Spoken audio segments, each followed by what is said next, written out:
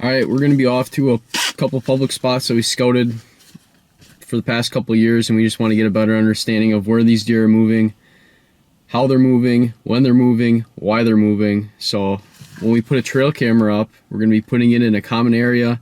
So maybe might be a bunch of scrapes right by a food source, a good travel area, but a lot of these pictures might be during the night, but that's what we want. We want to know what time they are coming through at night and what way they're headed. That'll really help us in the next few years hunting these spots, because it's not the individual bucks we're hunting the historical bucks. Like, over time, what is like the average thing that the buck will do in that spot?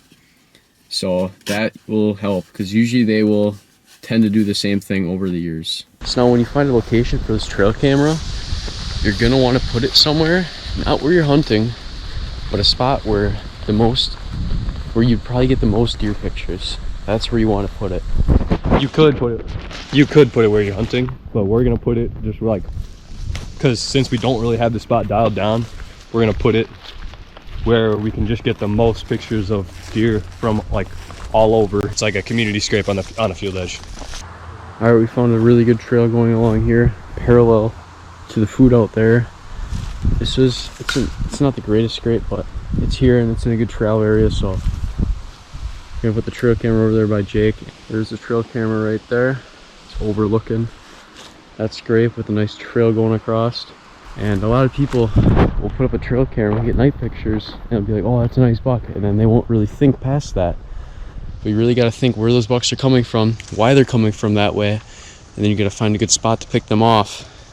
Could be a mile away, could be a half mile away, could only be a couple hundred yards away, but you got to make that decision once you get the pictures of the buck and they're going past that scrape.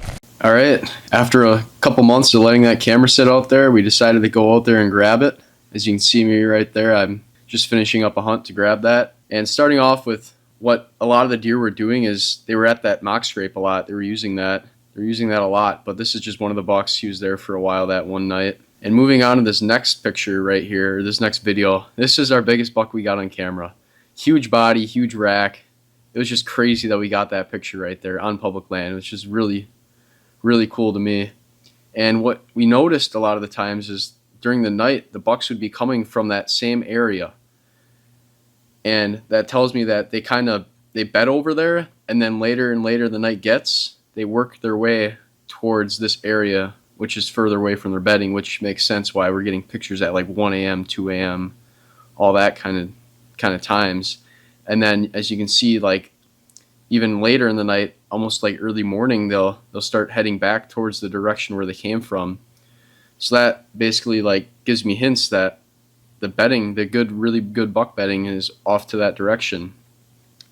So you can basically eliminate all your efforts in all the other parts of the area except the area where all the deer are coming from.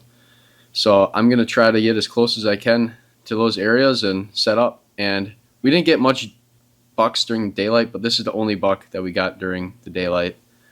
That was a shooter. So I wouldn't recommend hunting right there during the daylight, but I'd get as close as I can to the shooters. I'm going to go where the deer are, not where they are during the night.